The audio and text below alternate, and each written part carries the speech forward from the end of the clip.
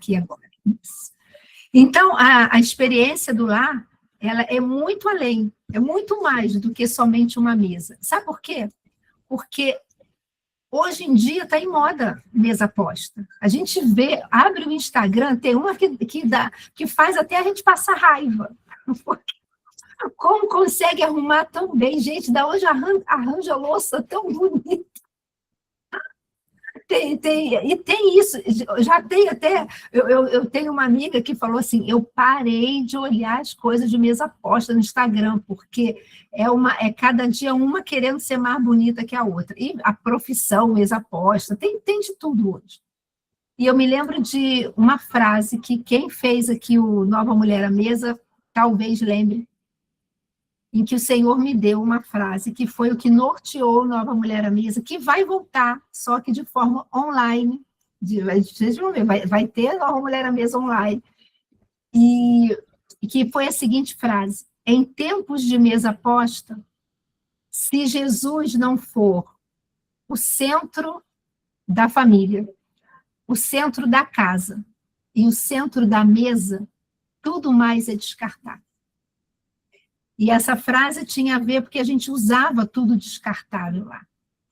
Mas é exatamente isso. A gente vê tantas mesas lindíssimas hoje aí, né? No Instagram, Pinterest, gente, Pinterest é aquele desespero para a gente se rasgar em quatro, né? Porque é tudo maravilhoso. Mas, às vezes, estão vazias, lindíssimas, lindíssimas, mas estão vazias da presença de Deus. Onde a mesa está linda, mas às vezes um não fala com o outro. Ou então está uma aparência só, mas você olha lá dentro, corações feridos, relacionamentos quebrados. Então, por isso tem que ser mais. A experiência do lar tem que ser mais do que apenas montar a mesa. Porque montar a mesa, como eu falei, tu pega um Instagram, pega um Pinterest e vai olhando e vai copiando. E bota igualzinho e pronto. Mas tem que ter mais. E hoje, esse nosso primeiro bate-papo é uma introdução revelando a importância do que é o lar. E a partir daí, a partir da semana que vem, a gente vai entrando aí mais a fundo. E, gente, eu não vou ler página por página do livro, não, tá? Eu vou pincelando, porque senão nem tem como, e fica chato. Ler por ler, a gente lê em casa sozinho. E esse ministério, porque a experiência do lar é um ministério hoje global, né? Tem em várias partes do mundo. Eu sou cadastrada na Home Experience, né? Global, com cadastro oficial e tudo mais, e tem tudo quanto é lado. E começou, e esse movimento começou quando ela já faleceu, né? Quem escreveu até o livro, que é a Debbie Tylos, quem dá continuidade hoje é a filha dela, a Trina. E ela falou que ela vinha de conferências de mulheres e fazia conferências e via que lá nas conferências ela falava e as mulheres vibravam, mas depois aquilo ali se perdia. E um dia o Senhor começou a trazer para ela que era tantos movimentos, tantas coisas, mas a mesa, não só a mesa no sentido da gente estar ali, daquela reunião, de tudo, estava se perdendo, não tinha mais tempo de mesa. Não tinha mais esse local onde as pessoas sentavam e olhavam nos olhos. Ela chega a falar e isso é interessante, que até as construções modernas estão levando para a perda disso. Porque, ao invés de, às vezes, um apartamento, principalmente os apartamentos, né, que são pequenos, ter espaço para as mesas, às vezes não tem mais, é só uma bancada, onde não conseguem se sentar tendo olho no olho, é um do lado do outro. E eu não estou falando contra a bancada, não, porque aqui em casa tem. Mas também tem uma mesa, mas tem uma bancada e eu adoro ela. Sentar ali, mas o que ela quis dizer é isso. A gente está perdendo essa conexão. E lá, e aqui no livro é citado que em 1788, um escritor escreveu uma obra que é muito famosa, e nessa obra, que é isso aqui que eu fiz? Não sei nem se vocês estão vendo. E nessa obra, que ele escreveu em 1788, ele relatou que que a principal causa, ele relatou 5 causas, se eu não me engano, 4 a 5 causas, 5 causas da destruição, as maiores causas da destruição de impérios, do Império Romano, e isso se aplica também a outras civilizações. E a primeira, olha, uma frase de 1788, vê se não é tão atual, que é a principal causa é o enfraquecimento da dignidade e da santidade do lar. Parece uma frase tão atual, né? De 2026. Que essa é a maior decadência, a maior causa da decadência moral e que destrói uma civilização. E parece que está falando nos dias atuais. A decadência, o enfraquecimento da dignidade e da santidade do lar. E que ele fala assim, que é a base da sociedade humana. E eu me lembro que quando eu estudava, né, gente, um tempo atrás, sou bem mais velha que vocês, tinha uma frase que eu não esquecia, que eu aprendi lá na escola quando eu era pequena, e que é a seguinte: a família, ela é a célula máter da sociedade, é aquela célula principal, aquele ponto de apoio. E a gente vê que, hoje em dia, em primeiro lugar, que já estão desvirtuando o conceito de família, né, para a família moderna, para todas as mudanças que a sociedade está fazendo. Mas, além disso, tudo se perdeu. E essa questão, isso é um X, gente, da questão, essa dignidade e santidade do lar. E eu queria ver com vocês justamente isso, o que é essa dignidade e essa santidade, para a gente começar a entender. Dignidade do lar, ela fala do valor, ela aponta o valor que a gente dá.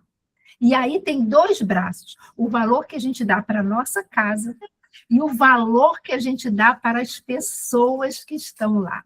Isso aponta para a dignidade do lar. Vamos primeiro no valor da casa. E aí eu quero deixar uma pergunta. E só uma coisa. Gente, vocês podem me interromper a hora que vocês quiserem, não só para perguntar, mas para contar alguma experiência ou alguma coisa, por favor, porque senão vai dar sono eu falando o tempo todo. Então, pode interromper, que a gente está aqui para crescer junto. E, gente, qual o valor, aí eu queria te perguntar, qual o valor que você tem dado à sua casa? Esquece as pessoas agora, eu estou falando da sua casa, da onde você mora, seja uma casa, um apartamento, o espaço físico. Eu sei que a gente vai ver isso, o lar não é o espaço físico, isso é uma casa. O espaço físico, ele está muito mais ligado às atividades que a gente desenvolve ali e com aquelas pessoas ali ao redor. Mas, nesse momento, pensa na sua casa. Casa mesmo. A construção. Qual o valor que você tem dado? Você tem sido grata pelo que você tem? Ou só reclama? Assim, ai, Deus, eu não queria. Eu moro aqui, mas não queria morar aqui. Meu sonho era morar num outro tipo de casa, ou num outro bairro, ou alguma coisa assim. Eu não gosto. E aí só reclama, e por conta disso, deixa de enxergar a bênção que você tem do local onde você está. E deixa, muitas vezes, por causa disso, até de cuidar da sua casa como ela merecia que fosse cuidada. De novo, não estou falando das pessoas, estou falando da casa. Eu não gosto disso aqui não, então também não vou nem tomar conhecimento, não vou nem ligar, não vou nem arrumar, não vou nem limpar. E isso revela o valor que a gente dá, gente. Sabe? E faz toda a diferença. Eu me lembro que não aqui agora, mas quando eu morava na outra casa, eu me mudei para cá tem 2 anos e pouco, quando eu morava na outra casa, lá pertinho da igreja, a casa era uma casa antiga, precisando de obra, estava assim, muito ruim, muito ruim. E a gente não tinha condições de fazer nada, a gente entrou do jeito que ela estava. Mas eu me lembro que quantas vezes eu sentava naquele quintal e eu olhava para aquela casa e eu chorava de gratidão, porque era uma casa enorme, com um quintal enorme. E eu sabia que nós não tínhamos condições, e não tínhamos mesmo, financeiras de, na época, comprar aquela casa. E o Senhor levantou uma pessoa que emprestou o valor para a gente. E ele falou, e depois ele nos ajudou para que a gente pagasse tudo. Mas ele emprestou e falou assim: essa casa vai ser casa de oração. E sim, eu vi aquela casa sendo casa de oração. Lá começou o primeiro, hoje é Conviva, né? Era PG de mulheres, não existia nenhum, começou lá. Tanto físico, presencial, como online. Várias reuniões de oração, várias programações da igreja, até um batismo aconteceu lá. Um senhor que estava com câncer em fase terminal, não ia dar tempo de esperar chegar na igreja o dia do batismo, e o batismo aconteceu lá. Os pastores foram lá e o batismo aconteceu lá. Mas quando a gente chegou, ela era tão velha, mas e muitas pessoas, eu me lembro disso, porque para a gente conseguir ter dinheiro para fazer a obra da cozinha, que era horrível, mas funcionava, mas era feia demais. Foram 8 anos, porque a gente não tinha dinheiro. E quantas pessoas eu ouvi falar assim: tu é muito boba. Eu já tinha criado confusão em casa. O meu marido falando: eu quero essa obra, e não sei o quê, e não sei o quê. Mas o que ia adiantar? Assim, a gente não tinha dinheiro. Eu só murmurar aquilo que eu nem tinha condições de ter, e o Senhor tinha dado. Então, eu queria te perguntar qual o valor, porque isso, gente, isso aponta para a dignidade. Eu vou repetir: dignidade, ela fala do valor que a gente dá para as coisas. Então, eu queria deixar esse exercício para você. Depois, quando acabar aqui, vocês olharem a casa de vocês, sabe, e serem gratas por isso, por esse espaço. Ah, Lília, mas o meu sonho é morar num outro bairro. Então, deixa eu te contar um testemunho. Deus é fiel e Ele está ouvindo, Ele conhece o seu coração e Ele é poderoso para realizar os desejos do seu coração, porque hoje eu moro num bairro que era um sonho de eu morar. Eu falei que eu sou casada há 35, vou fazer 35 anos de casada, né? Antes disso, eu já sonhava morar por aqui. Antes disso. E chegou um tempo em que o Senhor realizou. Então, sabe, coloque diante de Deus, sim, os seus sonhos, rasgue o teu coração para Ele, mas seja fiel e dê valor àquilo em que Ele tem colocado nas tuas mãos hoje. Seja fiel. Ah, mas eu queria ter um outro tipo de móvel, eu queria que ali tivesse, eu também queria, quando minha cozinha estava toda cheia de azulejo estufado. E foram 8 anos. E, gente, engraçado, né? Eu não ia falar isso não, mas eu vou terminar esse testemunho. Foram 8 anos. E quando a gente, antes desses 8 anos, tinha conseguido juntar dinheiro para poder fazer a obra, o Senhor falou: pega esse dinheiro que era para a obra, empresta para uma outra pessoa fazer, sabe o quê? Terminar a construção da casa dela. E eu fiquei tão revoltada naquele dia. Falei: não é justo, Senhor, não é justo, não é justo. E de madrugada eu fui dormir com raiva. Bernardo, feliz da vida, que tinha emprestado. Eu fui dormir com raiva. E naquela madrugada Deus me acordou.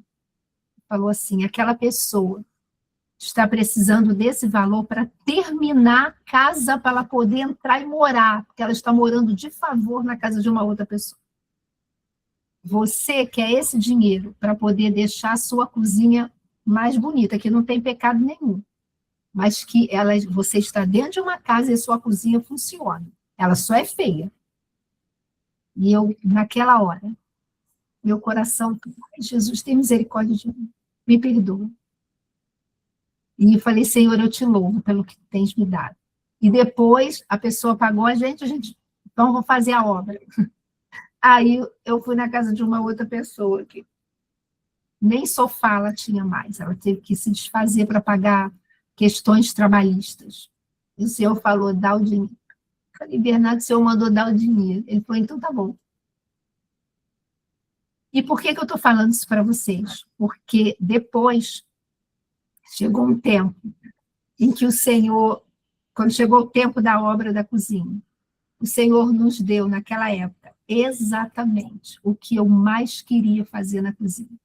que quando a gente ia fazer a obra antes, não seria daquele jeito, porque o dinheiro que a gente tinha era para deixá-la mais bonita, mas não daria para fazer um conceito aberto, nada disso. Olha só. Sabe? Então, valorize, dê valor àquilo que Deus te deu. Sabe? Seja como ela está, o bairro, não interessa. Valorize, dê valor ao que ele tem colocado, seja fiel naquilo que ele tem colocado nas suas mãos. E o outro braço dessa questão da dignidade é justamente as pessoas. Que valor você tem dado àquelas pessoas que estão com você? O seu cônjuge, os seus filhos, ou se mora mais alguma outra pessoa com você? Qual é o valor que você tem dado a eles? E isso faz toda a diferença, sabe por quê? E isso é uma frase que está no livro, que a autora, ela fala assim, que o lar é o local onde o coração é formado. Ela cita essa frase, que foi uma frase que ela adaptou, essa frase é dela, que foi uma frase adaptada, que ela tinha ouvido falar, ela tinha lido uma frase que era assim, o lar é onde o coração está. E ela falou, não, porque o lar não é onde o coração está, porque o coração pode estar em locais completamente errados, né? Pautado em locais completamente errados. Mas o lar é onde o coração é formado. E ela explica o porquê. Porque justamente as duas grandes necessidades básicas do ser humano é o amor, é ter amor e ter paz. E é justamente no lar em que a gente vai ter como base, desde o início, essas duas vertentes. E eu tenho anotado aqui, me permitam eu ler para eu não falar errado, o que acontece numa casa pode machucar e endurecer e até mesmo bloquear os corações humanos que vivem lá. Ou então podem fazer com que eles se sintam seguros, sensíveis e apoiados. E quando nós nos sentimos assim, seguros, sensíveis e apoiados, isso faz com que, principalmente, né, pegando ali desde a infância das crianças, que eles vão crescendo com um senso de segurança que lá na frente vai fazer com que eles venham florescer. Agora, quando um lar ele está ali firmado, onde está machucando, está endurecendo, está bloqueando a ação das pessoas, isso fere o coração de tal forma que, quando há essa ausência do amor, muitos, a grande maioria se tornam adolescentes, jovens e adultos completamente agressivos. Não porque eles queiram ser agressivos porque quer, mas muitas vezes é uma defesa. Deixa eu me defender. Eu me defendo porque eu não quero ser mais ferido. Eu não quero mais ser machucado. Então, eu me defendo te atacando, porque é uma forma de eu preservar meu coração.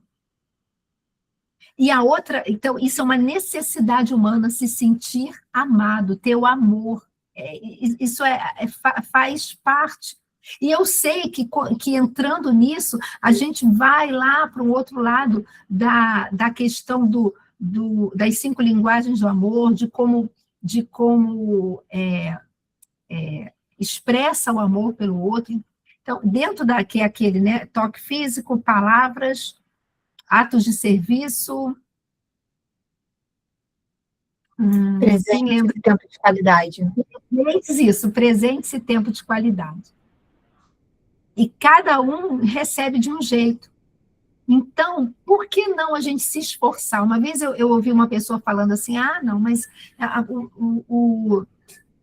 a linguagem de amor do meu cônjuge são palavras de afirmação. Mas isso não é natural para mim, então eu não me sinto confortável fazendo isso. Mas será que a gente não poderia andar uma segunda milha? Tentar andar?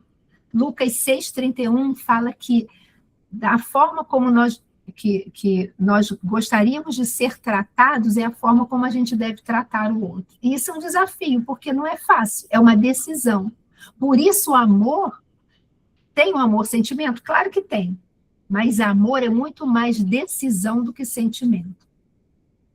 Então, muitas vezes, para eu estar vendo, agindo com essa dignidade do lar, né, em relação às pessoas, eu vou ter que, as pessoas que estão em casa, né, eu vou ter que andar a segunda milha, às vezes revelando para aquela pessoa se sentir amada, algo que às vezes não é confortável para mim, mas eu sei que aquilo vai fazer diferença para ela.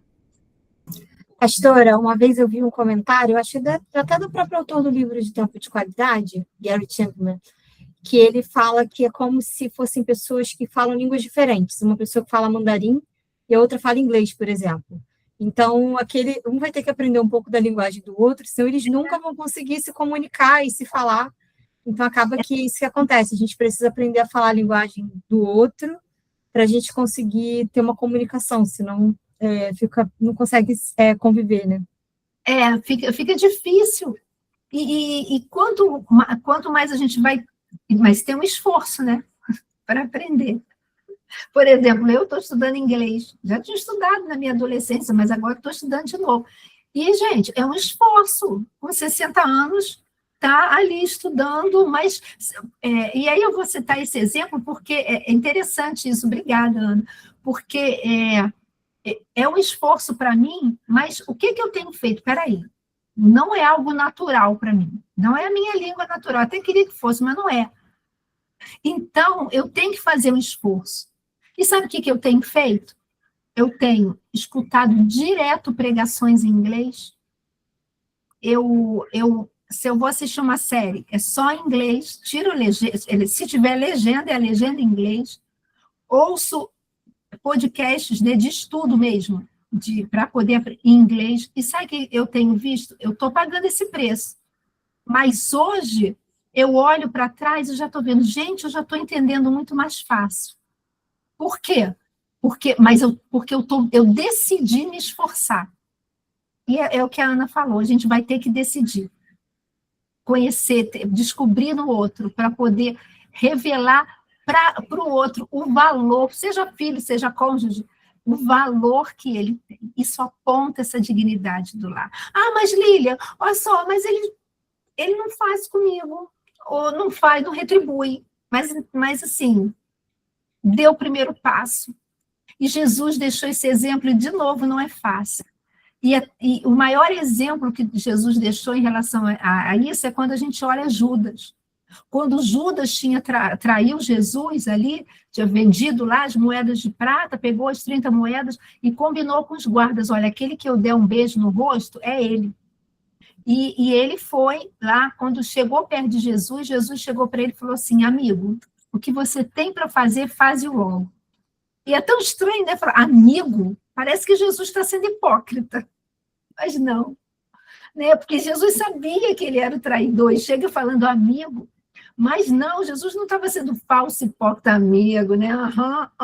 Não. Ele estava, em outras palavras, nas entrelinhas, falando assim, olha, eu sei o que você está fazendo comigo. Eu sei como você está me tratando. Só que eu sempre lhe tratei como um amigo. E apesar de saber o que você está fazendo comigo, eu decido continuar lhe tratando como um amigo. Porque essa é a forma como eu sempre te tratei. Ou seja, fazendo pelos outros o que gostaria que te fizesse por ele. Mesmo ele não tendo recebido isso. Agora, isso não é fácil, não é automático. É uma decisão, mas aponta para a gente procurar no outro, descobrir o valor que ele tem e expressar isso da forma como ele vai se sentir amado. E uma outra coisa, uma outra necessidade que nós temos, né, que o ser humano tem, é a paz. Gente, um ambiente caótico é desesperador. E aí tem tudo, né? Tem tanto caótico, falta de paz por causa da casa mesmo física, da confusão generalizada, né, da bagunça, de tudo. E eu vou dizer para vocês, isso é um desafio para mim, porque eu naturalmente não sou uma pessoa organizada. Eu, assim, para poder dar uma aula, para poder pregar, para poder... Isso aí eu sou. Mas no dia a dia, de tirar uma coisa, acabei de usar e botar no lugar, no mesmo lugar, gente, isso é um desafio para mim, porque eu esqueço. Eu vou lá e boto no outro lugar, depois onde eu botei. É um desafio, tem que estar prestando atenção. E o Bernardo é organizadíssimo. Se ele guardar um negócio hoje, daqui a Sempre 10 tem que ter um contraponto, né? daqui a Sempre. 10 anos, você chega, Bernardo, onde está aquele rolo de durex? Vai lá naquela gaveta tal. Que tá... Gente, imagina, o desespero, meu desespero. E é um desafio, mas eu já percebi que quando está tudo em ordem, isso traz paz para ele, traz paz no ambiente. Né? Mas não é só isso, além disso, a paz mesmo, de como é que está o relacionamento. E assim, aquela casa cheia de gritaria, cheia de confusão, isso é uma influência enorme até para os nossos filhos, porque eles reproduzem tudo. Eu li, e outra coisa, eu li uma reportagem outro dia que até o cachorro pega a personalidade do dono, sabia? Que o dono, se ele é muito estressado, o cachorro está lá, ele é cachorro estressado, se o cachorro é de paz, olha lá, o Luke está lá, ele se no sono, completa paz. Se é com mais paz, ele absorve, e se um animal faz isso, imagina os nossos filhos, e o nosso cônjuge. Então, a paz, e uma coisa que, se está no livro também, que a gente lê, que essa falta de paz, ela aponta muitas vezes num futuro, ainda mais se crianças foram criadas em ambientes sem paz, isso não é 100%, tá, gente? Isso é via de regra, estatística, mas ela pode procurar em vícios, até vícios, podem se viciarem em coisas, sejam drogas lícitas ou ilícitas. Sabe para quê? Para que enquanto, isso aí foram estudos, né? Enquanto ela está sob o efeito daquilo, entre aspas, ela se sente em paz, se sente arrumada. Claro que depois que passa o efeito, é pior. Mas olha, e já eu vou entrar num ponto que é o principal para mim desse bate-papo de hoje. Pastora, foi até um ponto que eu marquei no livro, não fiz muitas marcações não, mas essa para mim foi muito importante. Foi crie padrões de ordens e sistemas de organização para acabar com a bagunça.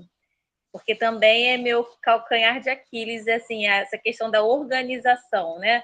Eu preciso ser minuciosa no detalhe da minha casa, ser feminina nos detalhes da minha casa, e principalmente nos padrões de organização. Eu faço uma organização assim, está organizado. Mas se você abrir um guarda-roupa, se você não... Entendeu? Está organizado assim, né? Mas de verdade, não está organizado. Então, quando eu vi essa parte, crie padrões de ordem e sistemas de organização para acabar com a bagunça, isso saltou aos meus olhos, porque eu sinto essa necessidade. Eu sinto, mas como eu disse no início, vou deixando, ainda mais está fechadinho ali no guarda-roupa, né, no armário.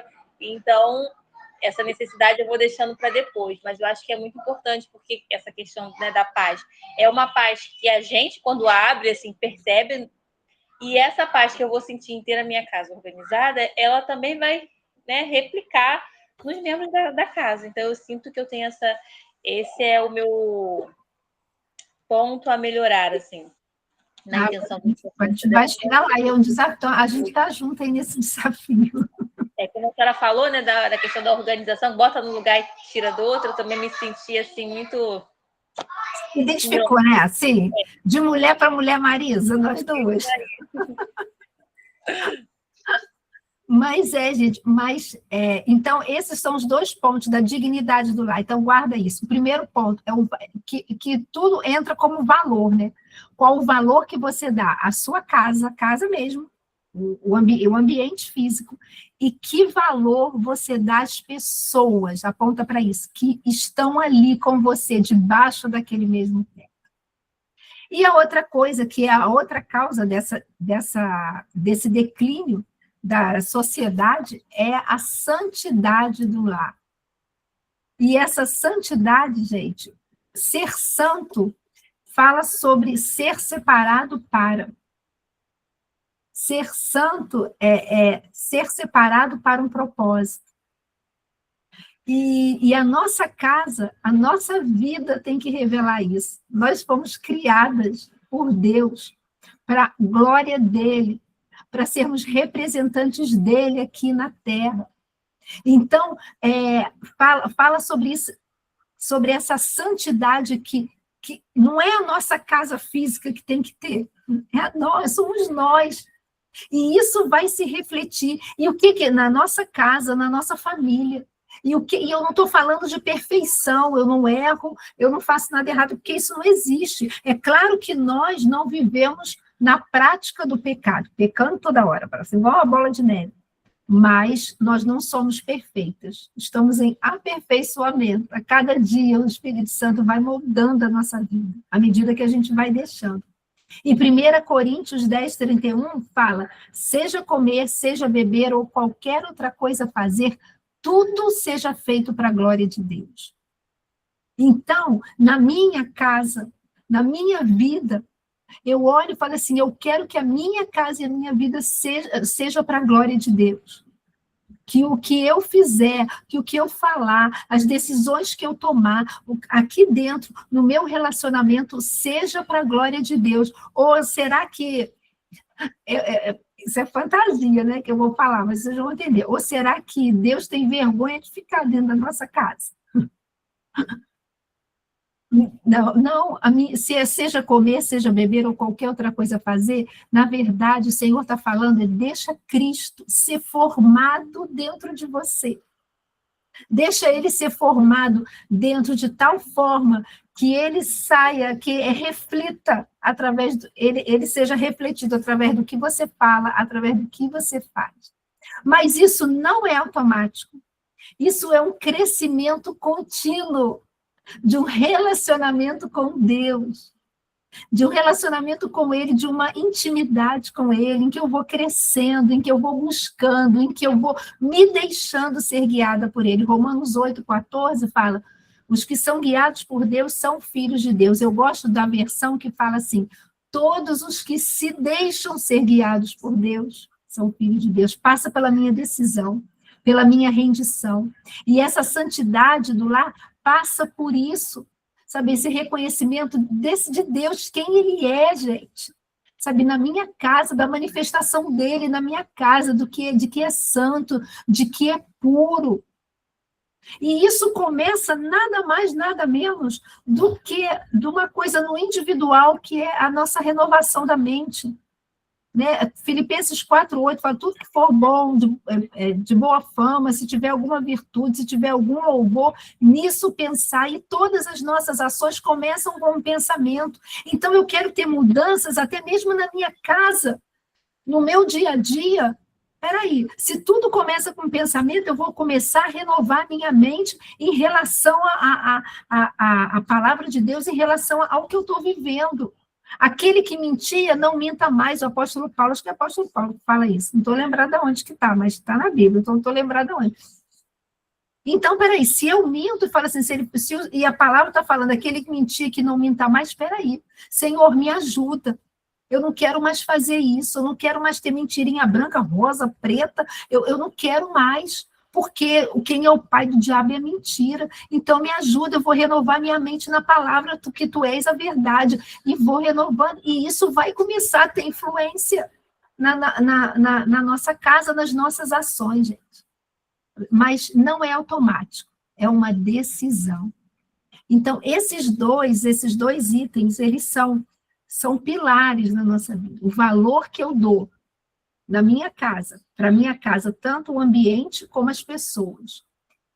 E como é a minha casa é estabelecida. Isso faz toda a diferença. A gente está criando hoje aqui só uma base, tá? E agora eu chego onde eu queria chegar mesmo, que está lá no livro, na página 18, um versículo que eu vou ler, que é Tito 2, de 3 a 5, em que fala assim: as mulheres mais velhas devem instruir as mulheres mais jovens a amar o marido, os filhos, a viver com sabedoria e pureza. Pureza fala de santidade, né? A trabalhar no lar, mas vocês vão entender o que é esse trabalhar no lar, a fazer o bem e a ser submissas ao marido. Assim não envergonharão a palavra de Deus. É tão interessante que, se a gente lê o contrário, é o seguinte, né? Eu não vou envergonhar a palavra de Deus. Tem uma outra tradução que fala: eu não vou difamar a palavra de Deus se eu amar o marido, os filhos, se eu viver com sabedoria, se eu viver em pureza, santidade, se eu fizer o bem. E aqui fala: a trabalhar no lar. E aí, isso aí, pronto, aí já deu ruim. Ah, não, Lília, menos. Trabalhar no lar, não. Mas o problema é que não tem problema em trabalhar no lar, não, ele tem que trabalhar. Mas o problema é a tradução em português, porque não era isso que estava sendo falado. Mas a nossa tradução trouxe para trabalhar no lar.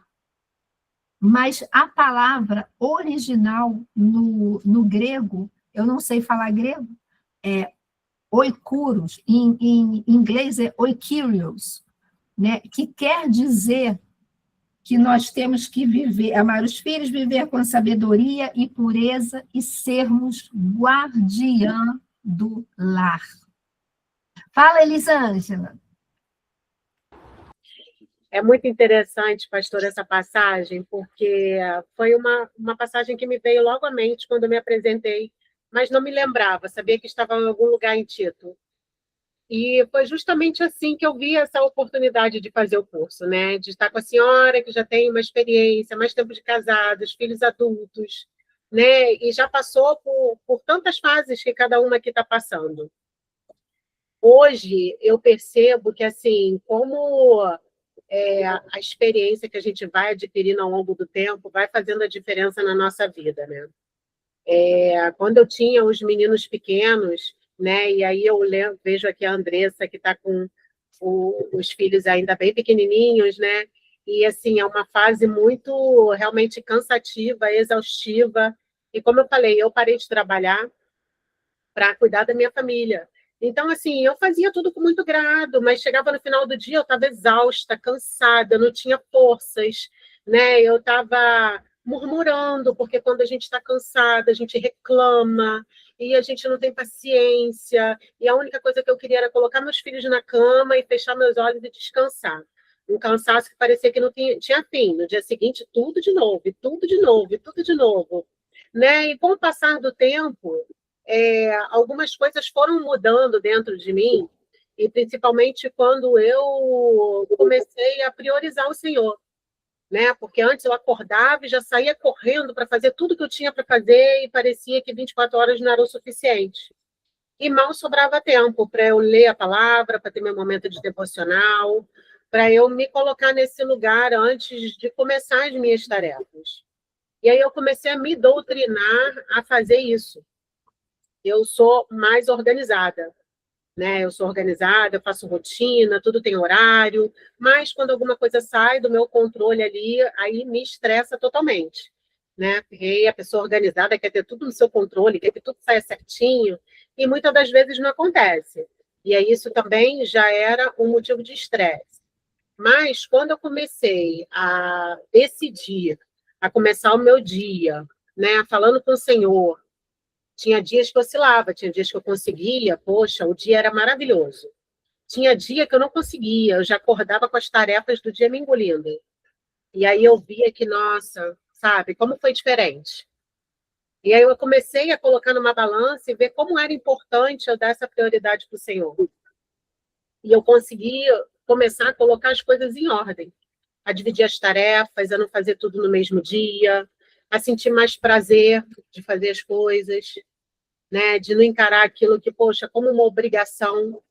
Porque eu realmente penso, se eu estivesse no meu trabalho, eu estaria dando o meu melhor. Uhum. Né? Eu estaria acordando, e eu me lembro que quando eu saí do meu trabalho, A dona da empresa me chamou e falou para mim o seguinte, ela falou assim, olha, eu fiz a mesma coisa que você está fazendo, então eu sei que tem valor nisso que você está fazendo.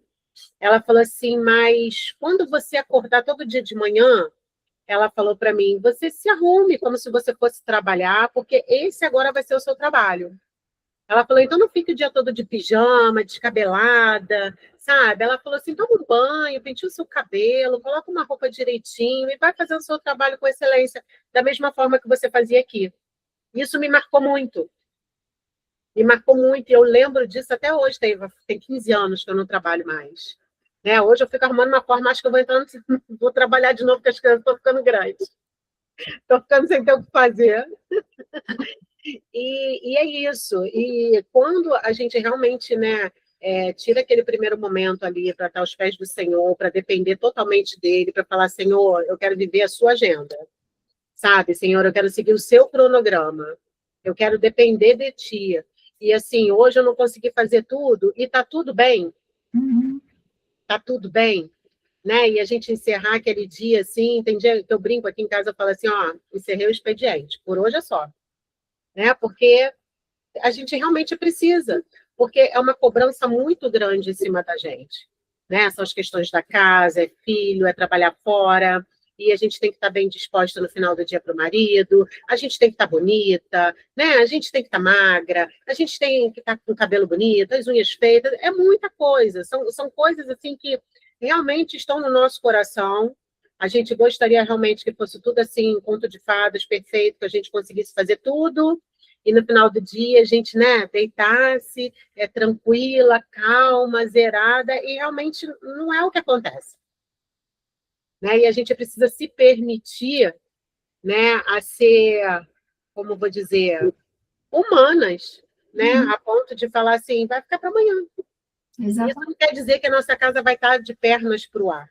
Né? Hoje eu aprendo a organizar muito bem as minhas tarefas. Então, eu tenho o dia que eu passo roupa, eu tenho o dia que eu arrumo a casa, eu tenho o dia que eu organizo os armários, porque assim não deixo chegar ao ponto de ficar um caos.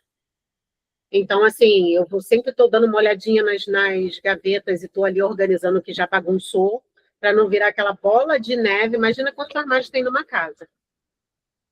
Né? E aí eu vejo que com o tempo de maturidade, conforme a gente vai crescendo, a gente vai buscando no Senhor, a gente vai conseguindo atingir algumas coisas e conseguir encontrar esse lugar de um pouco mais de descanso. Né? Para quem trabalha fora, no caso da Ana, ainda é mais difícil ainda. Né? E para mim, o segredo de tudo, que foi o que eu aprendi ao longo desses anos, tem muita coisa para aprender, por isso que eu estou aqui com a pastora Lília, que é a mais velha que vai ensinar para mim.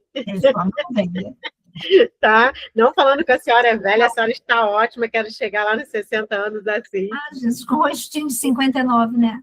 Não, não, menos. E assim, a gente vê que realmente a gente vai adquirindo o amadurecimento, né? E sempre tem coisas para acrescentar, sempre tem coisas para melhorar, e sempre tem coisas que Deus vai colocando no nosso coração aí, vai gerando crescimento. Falei para caramba, hein? Não, mas é exatamente isso. E olha só, antes da Michelle falar, enquanto você falava, né, colocando o Senhor em primeiro lugar, gente, olha só, eu vou fazer uma pergunta para vocês, não precisa responder não, porque eu já sei a resposta. Vocês sabem quantos fios de cabelo vocês têm? Não, nem eu sei quantos eu tenho. Mas a palavra nos diz que todos os nossos fios de cabelo estão contados. Deus sabe. Isso mostra o Deus de detalhes que Ele é. Então, não pegando um gancho do que a Elisângela falou, não tenha vergonha de chegar diante dele e falar, Senhor, me ajuda. Eu não consigo fazer isso aqui. Eu não estou conseguindo dar conta. Eu não estou conseguindo arrumar. Não tenha vergonha, porque um Deus que se importa para saber quantos fios de cabelo a gente tem, você acha que ele vai rir de você? Ah, para com isso, que bobeira, tem coisa mais importante para fazer, está tendo uma guerra aí.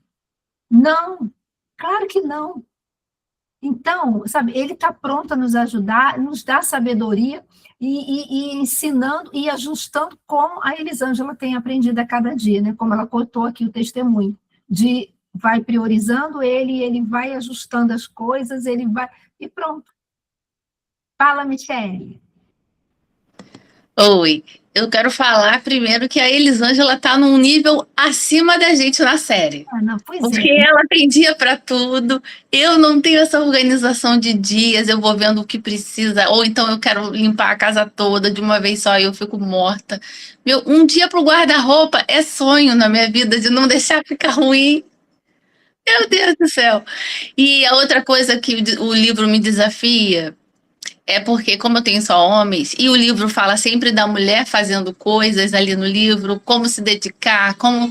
Eu li uma frase, e até dividi com a Gisele que aquilo foi impactante, é sobre um lar que tem um fogão frio. Por exemplo, eu chego em casa, eu estou cansada, eu não quero fazer janta. E aí meu filho de 18 vai lá e se vira. E aquilo me impactou sobre o fogão frio. Eles não esperam que eu faça, porque eles sabem que eu não sou prendada e eu não gosto. Mas eu quero mudar isso. E aí o livro está me desafiando e eu estou aqui nesse empenho. De um dia para o guarda-roupa, por exemplo.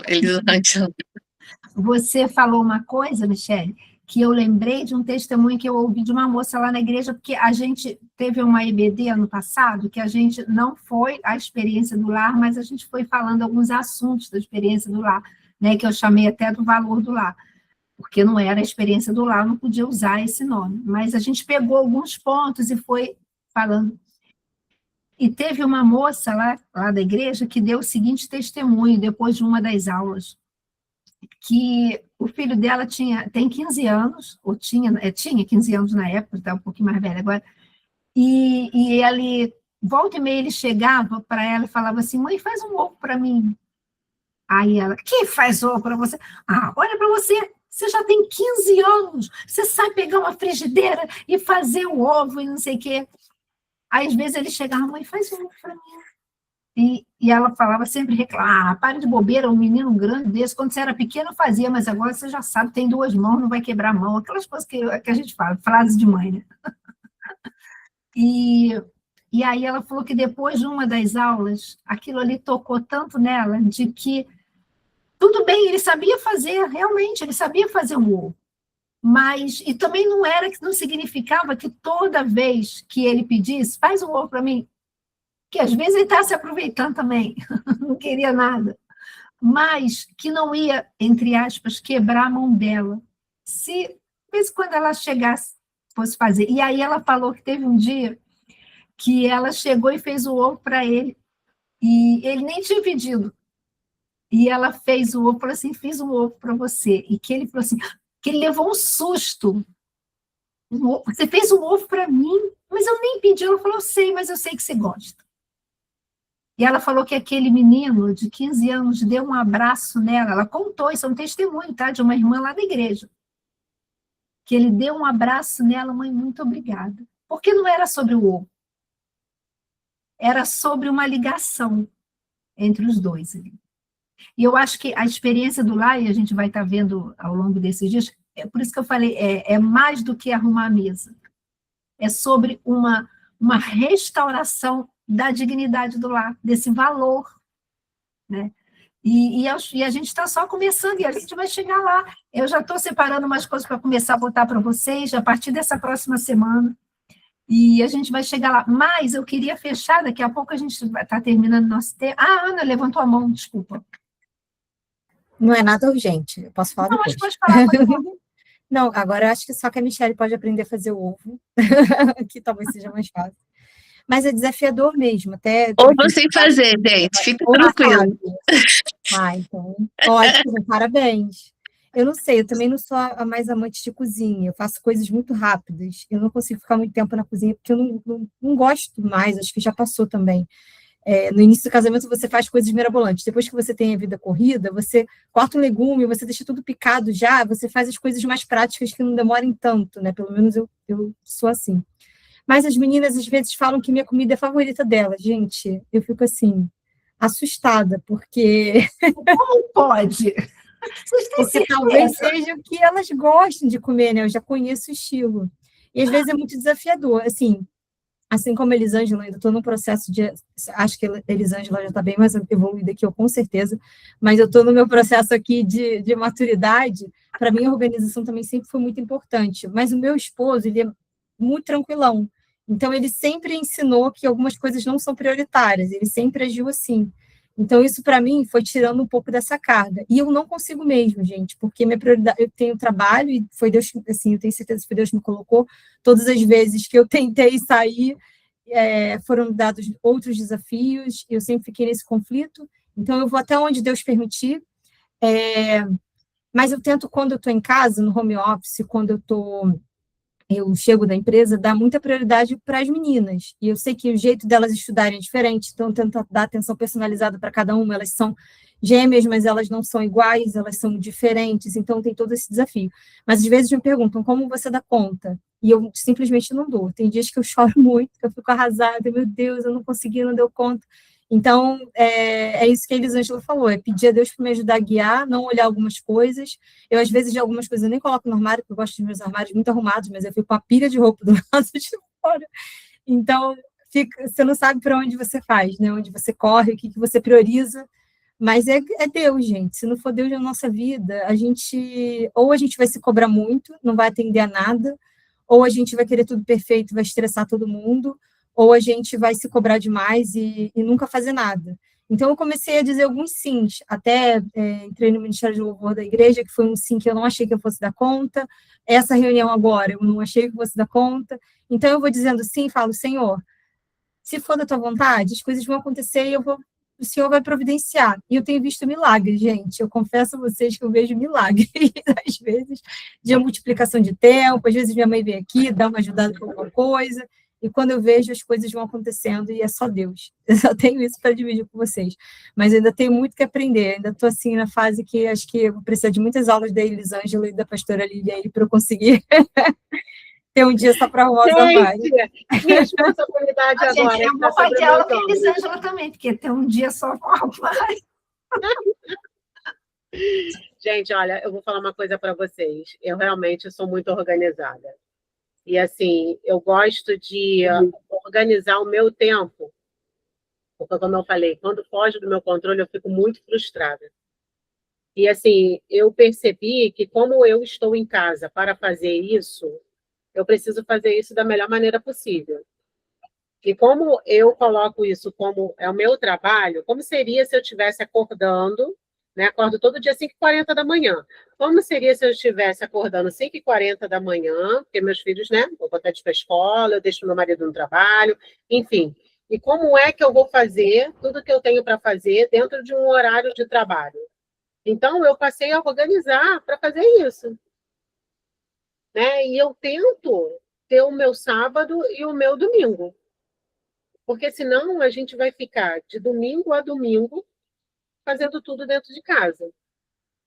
Né? E isso é muito ruim. Eu já tive muitos dissabores a respeito disso. Porque, ó, vou falar uma coisa para vocês. Eu era uma mulher rixosa, eu era uma mulher briguenta, estressada, iracunda, gritava dentro de casa. Aquela paz que a pastora Lilian falou, né, da harmonia do lar, eu vivi durante um bom tempo da minha casa que não tinha.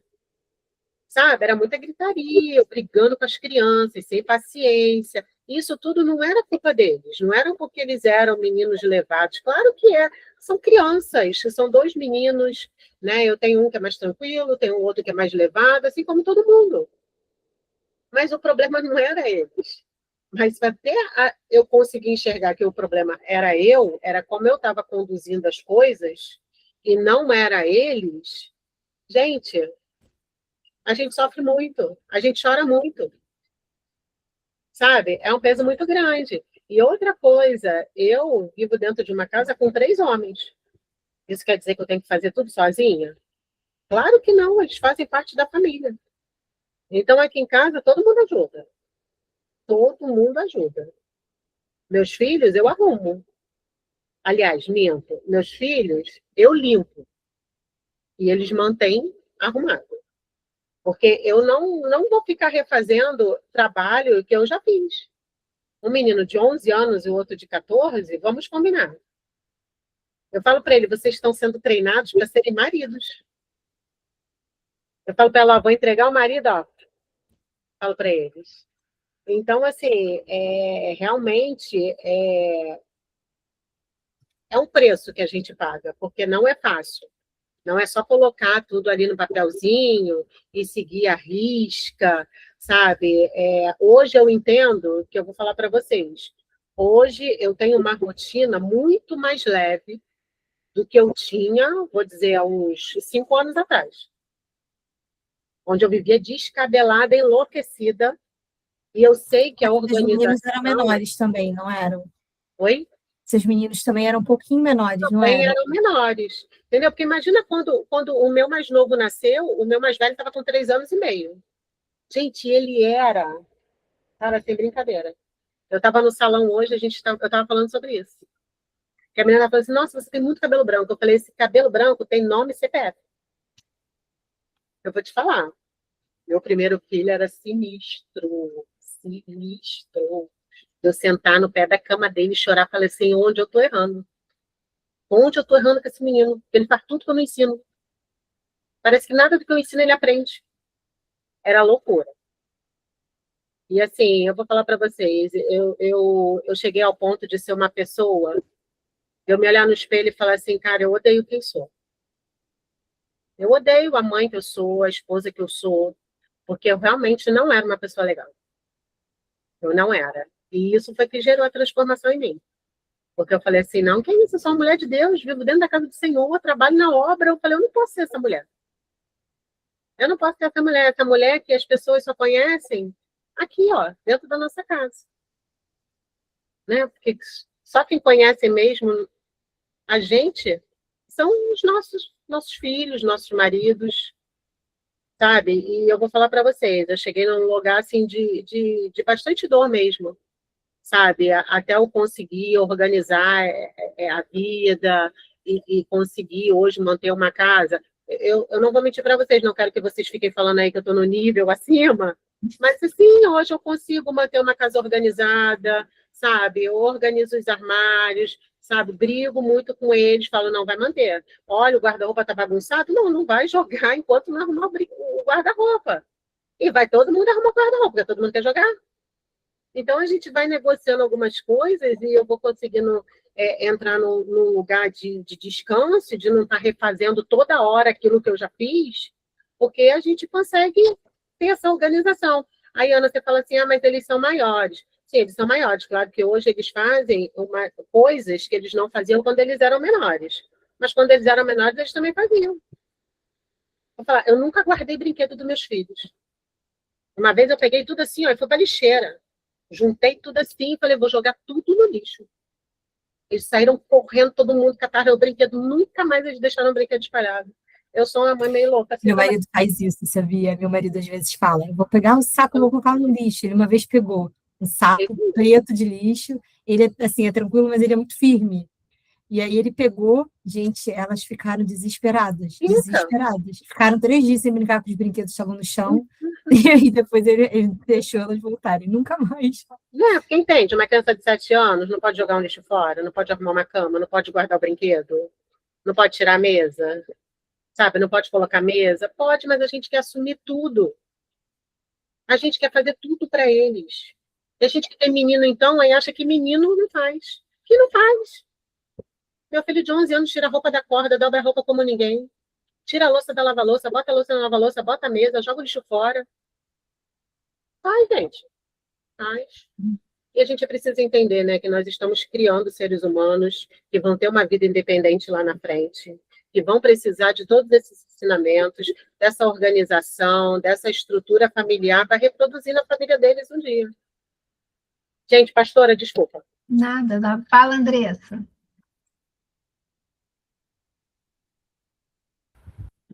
Aqui eu já fico na questão de achar que eu cobro muito, porque a minha de 7 anos, ela já não gosta de arrumar. Ela gosta de brincar, mas não gosta de arrumar.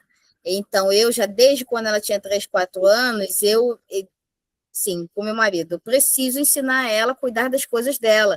Se ela não cuidar das coisas dela, ninguém vai cuidar dos brinquedos dela quando vier aqui, se ela não tiver o mínimo de senso de não vou quebrar, porque se eu gosto disso, eu não vou quebrar. Mas hoje ela não quer fazer. Então, assim, eu dou funções para ela em casa, para ela já começar a mudar um pouco o perfil da organização, mas o pai acaba estragando, porque o meu marido não é organizado. Então, é um tênis em cada cômodo da casa, ele chega, vai tirando, fica meio tênis ali, aí ela chega da escola, quer fazer o mesmo, aí eu falo, não, Antonella, seu tênis no cantinho, e ela, meu pai deixou, entendeu? Aí meu pai, aí eu fico, Tiago, você não é meu filho, eu não posso também tratar ele como um filho e aí perder a mão na questão da educação, senão vou ter 3 filhos em casa. O caçula, de 2 anos, já põe o chinelinho no cantinho, já gosta de abrir o biscoito pelo lado de cima do pacote, já é organizado, acaba de comer, vai botar o prato na pia, vai no banheiro, faz o xixizinho dele que ele está aprendendo, lava a mão. Então, assim, é um mini eu, para um lado, e a mais velha que tem todo o meu perfil, todo o meu temperamento, é estressada, é briguenta quando está na razão dela, não é organizada, puxa a questão da organização. Então, assim, eu preciso achar um equilíbrio, porque senão quem vai surtar sou eu. Porque eu vou achar que ou eu alivio e faço tudo para os 3, ou então eu vou aos poucos mostrando, Tiago, eu sou sua esposa, Antonella, eu sou sua mãe, vai obedecer. Você pode muito bem tirar seu uniforme sujo e botar no cesto, e tomar banho, pegar sua roupinha e botar no cesto. E isso você, quando tiver sua família, você vai aprender a fazer essas coisas. E o caçula coordenar mesmo, né? Porque ele copia. Então, é uma de 7 e o outro de 2, vai fazer 3 agora.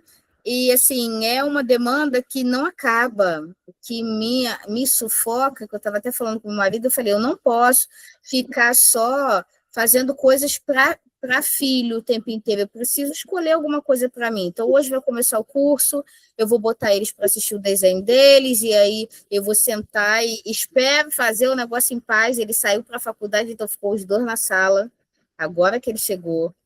Então, assim, eu falei, eu preciso fazer alguma coisa para mim, para o meu amadurecimento como pessoa, sabe? Porque a gente não é só mãe. A gente quer ser uma dona de casa boa, né? Excelente, é a nossa melhor versão a cada dia, mas a gente também quer fazer as coisas de forma correta diante de Deus. E se a gente por dentro estiver amarga, estiver triste, sobrecarregada, achando que não dá conta, frustrada, sem entregar as nossas frustrações na mão do Senhor, a gente não consegue. Por dentro, a gente vai estar ruim. Como é que a gente vai exalar uma coisa legal e ser uma boa esposa e boa mãe se a gente por dentro tá mal, sabe? Aí, enfim, estou dando prioridade para mim também. É isso.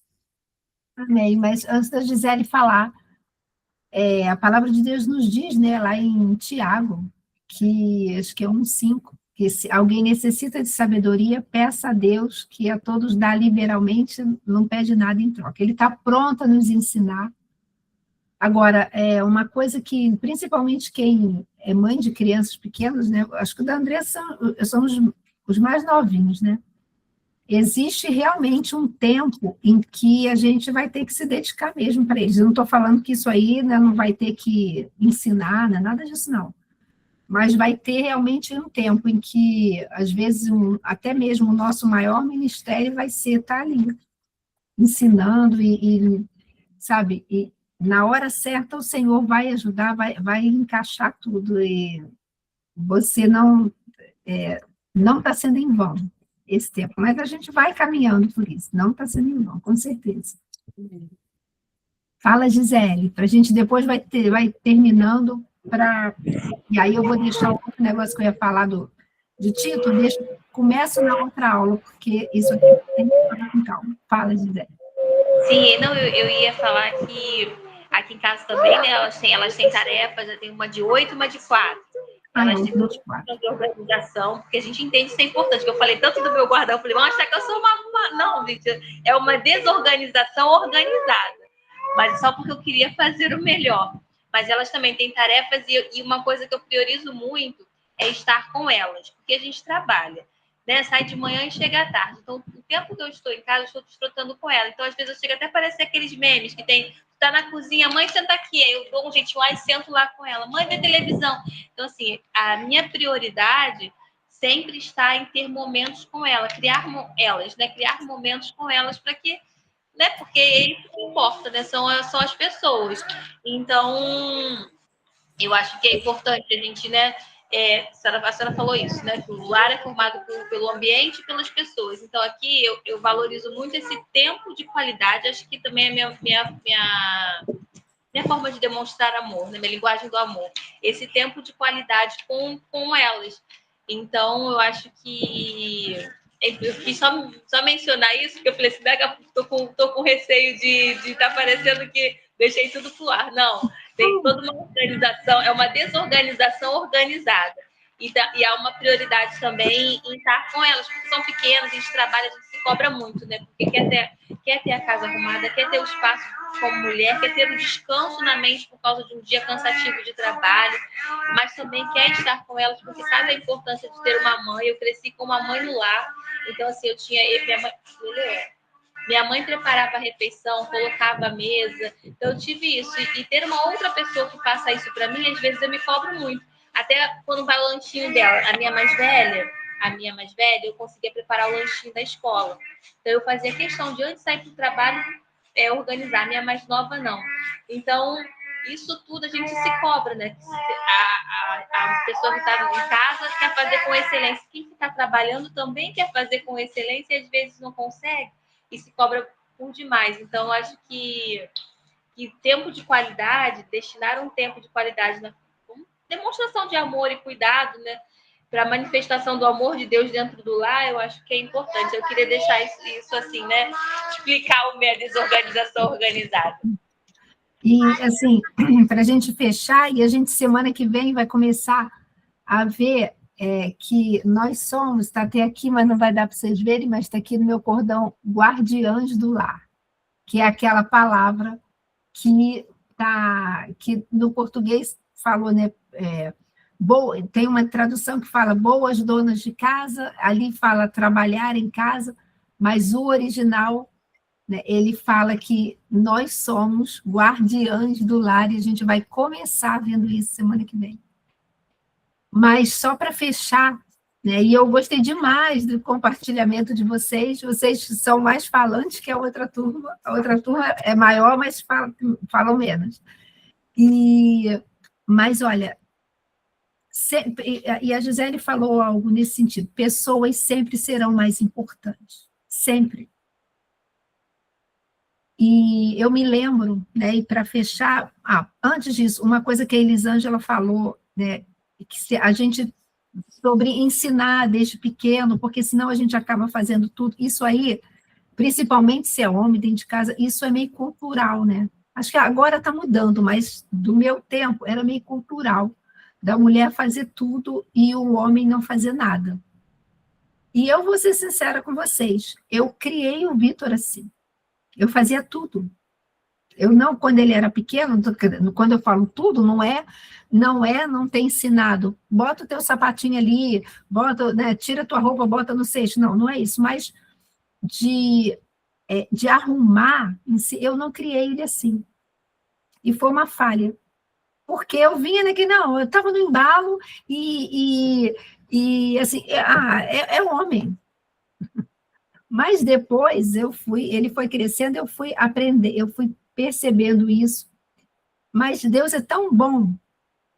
E aí você vê como Deus ele entra na história, né? Que quando ele mesmo, por si só, começou a fazer uma coisa aqui, fazer uma coisa ali, e quando ele começou a namorar a Mariana foi a primeira namorada dele, né, e eles casaram.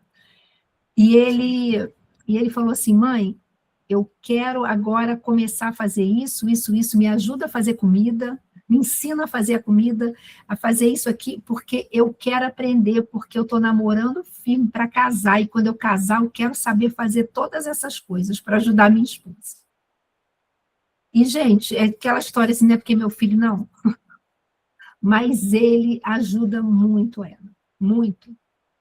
Até agora, ele estava outro dia, ele falou assim, mãe, quem faz compra lá em casa sou eu, porque a Maria, ela terminou agora a residência em medicina. Ele falou assim, ela estava fazendo residência, eu trabalho 3 dias presencial, os outros home office. Então, eu consigo administrar meu tempo para eu ir no mercado do que ela chegar de noite e ainda ir para o mercado. Então, eu faço comida, nós dois fazemos, eu faço os dias que eu estou de home, eu faço, nos outros dias ela chega, a gente faz junto. E ele foi crescendo, e assim, foi um erro meu, mas aí e ele depois foi percebendo essa necessidade. Agora, imagina vocês que já estão ensinando desde pequeno. Entendeu? Vai ser tudo mais fácil. E a última coisa mesmo, por causa da hora, como eu falei, pessoas são sempre mais importantes. As nossas atitudes marcam. Eu me lembro que, outro dia, ele e a Larissa, os dois falaram, mãe, se lembra dos nossos almoços, lanche? Almoço-lanche era um termo entre nós, em que uma vez por semana a gente tinha o nosso, eu não trabalhava, né? A gente tinha o nosso almoço-lanche. E esse almoço-lanche não era porque a gente ia para o McDonald's ou para o Bob's, não, nem dava financeiramente para ficar fazendo isso. Mas em casa, eu fazia um almoço-lanche. Um dia era uma semana era uma pizza, outra semana era um hambúrguer que eu fazia, ou era um nugget de batata frita, era um almoço-lanche, como se a gente tivesse ido lá fora. E nós 3 sentávamos na mesa, a mesa da cozinha, e tínhamos aquele almoço-lanche, e a gente sentava, e a gente conversava, e a gente ria. E ele vai fazer 31 anos, Larissa com 26, e até hoje, como eu falei, eles lembram do almoço-lanche, desse tempo, o que a Gisele falou, na hora que você estava falando, eu lembrei. E outra coisa, quantas vezes também, eu estava lá em casa, porque mesmo assim, a Elisângela falou isso, mesmo em casa, se deixar, a gente não para, né? A gente vai ficar o dia inteiro. Mas eu intencionalmente parava. E eu adoro videogame, até hoje, adoro videogame. É o que me relaxa a cabeça, eu gosto demais, me relaxa. Até eu brinco, né? Eu gosto daquele Candy Crush, eu estou na fase 16.000 e lá vai fumaça. Imagina como eu preciso relaxar. E aí, quantas vezes eu parava e tudo ia sentar para jogar videogame com o Vitor, porque ele também é apaixonado por videogame, eu deixei esse legado, eu me orgulho disso. Ele é apaixonado por videogame, mas sempre teve disciplina para jogar. E quantas vezes eu parava? E a semana passada ele veio aqui e ele estava falando, mãe, se lembra, no futebol, você ganhava tudo de mim. Depois eu melhorei, comecei a ganhar tudo de você. Eu falei, e Vitor continua até hoje, porque eu continuei naquele estágio, eu não evoluí, e você evoluiu. Mas o que eu quero dizer, marca, sabe, esse tempo marca. Então, assim, ensine mesmo, faça o que eu não fiz. Ensine, mas não deixe com que todo esse ensino, as regras, tire o prazer de vamos deixar isso tudo de lado e vamos curtir nós dois, nós 3 aqui, independente do número de filhos. Vamos aproveitar, porque o tempo não volta, gente. Quando vocês veem, ó, passou. Mas a gente vai caminhar. Gisele, você esqueceu de abaixar a mão ou levantou de novo? Esqueceu? Ô, pastora, Oi, fala. qual é a duração desse cursinho? Porque a gente passou de hora beça, só para a gente também se planejar sexta-feira. Qual vai ser? Não, passamos de hora beça, não. A gente, 9 horas, nós passamos 4 minutos. Acho que só 4 minutos. Tá bom. Eu achei que era 1 hora de duração. Não, porque eu sei que 1 hora não ia dar. Mas a minha intenção é não passar. Mas, às vezes, né, pessoas sempre serão mais importantes. Tá bom. Tá bom, vamos orar? Semana que vem a gente vai começar falando o que é ser guardiã do lar. Pai amado, muito obrigada por esse tempo aqui tão precioso. Senhor, que Tu nos ensine, Senhor, a ver o valor, porque já tem. A nossa casa, onde nós estamos, já tem valor e as pessoas que estão aqui também têm valor. Senhor, ajuda a gente, Deus, ajuda a gente a enxergar isso e dá-nos sabedoria nas nossas demandas do dia a dia. A gente precisa de Ti, Senhor. E que nós nunca esqueçamos que pessoas sempre serão mais importantes. Senhor, fica conosco, dá-nos uma noite de paz. Essa é a nossa oração em nome de Jesus. Amém. Amém, meninas. Obrigada. Semana que vem a gente volta aqui. Tá bom? Obrigada, queridas. Bom demais estar aqui. Beijo. Tchau, meninas. Boa noite. Tchau, tchau. Tchau, boa noite. Bom final de